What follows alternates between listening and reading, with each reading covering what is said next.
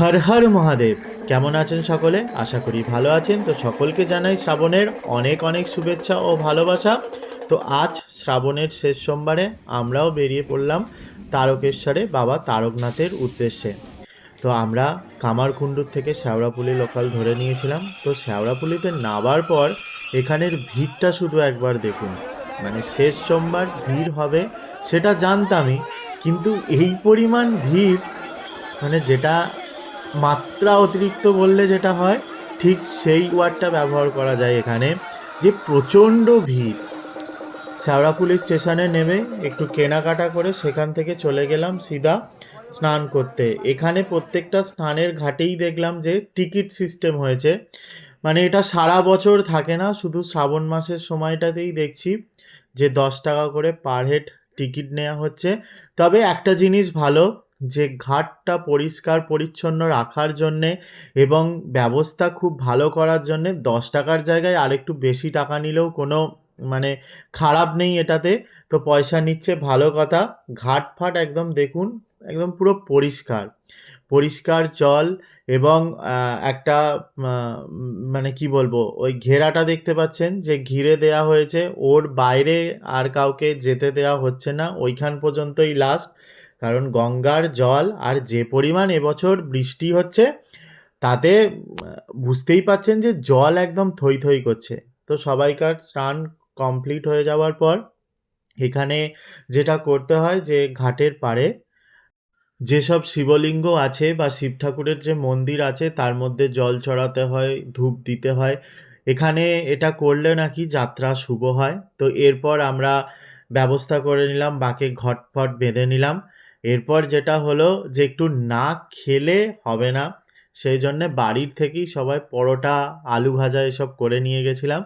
তো ঘাটের পাড়ে বসে বসে পরোটা আলু ভাজা খেয়ে নিলাম, দিয়ে আবার একটা ডুবকি লাগিয়ে চলে এসেছিলাম। দিয়ে তারপর হাঁটা স্টার্ট করেছিলাম।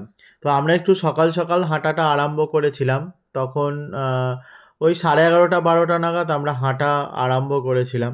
তো প্রচণ্ড গরম ছিল, একটুও বৃষ্টি হয়নি, রাস্তা পুরো তেতে আছে।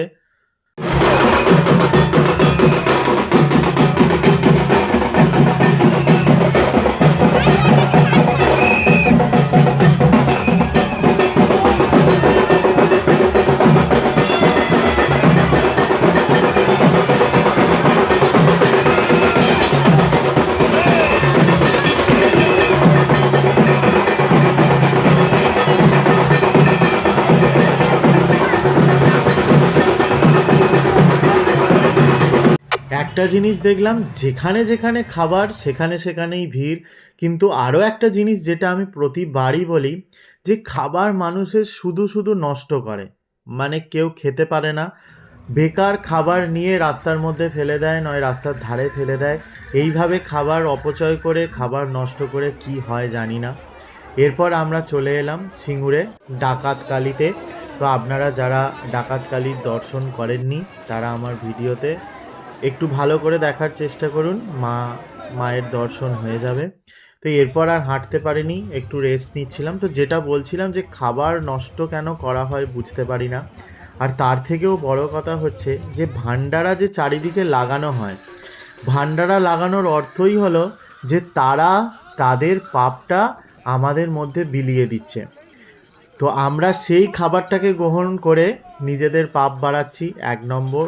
2 নম্বর হচ্ছে, যেখান থেকেই আমরা খাবার নিচ্ছি সেখানে যদি আমরা 2-5 টাকা কি 10 টাকা দিয়ে দিই, সেটাতে তো কোনো ক্ষতি নেই। কিন্তু দেওয়ার চেষ্টা করবেন, দেখবেন অনেকেই পয়সা নিতে চায় না, কারণ সবাই নিজেদের পাপক্ষয় করতে আসে।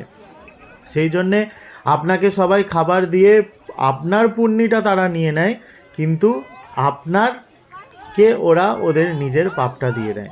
যাই হোক, কামারকুণ্ডুর ওভারব্রিজ পার করার পর নসিবপুরে এসে একটু বসেছিলাম।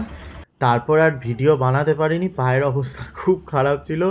সিধা বাবার কাছে পুজো দিয়ে একদম ফিরে চলে এসেছিলাম কামারকুণ্ডু স্টেশনে। তো দেখতে পাচ্ছেন যে কামারকুণ্ডু স্টেশনের যদি এই অবস্থা হয়, তার মানে তারকেশ্বরের ঠিক কী অবস্থা ছিল। এখন রাত্রির 3:30 বাজছে। তো যাই হোক, দেখা হচ্ছে আপনাদের সাথে নেক্সট ভিডিওতে। ততক্ষণ পর্যন্ত সকলে সুস্থ থাকুন, ভালো থাকুন।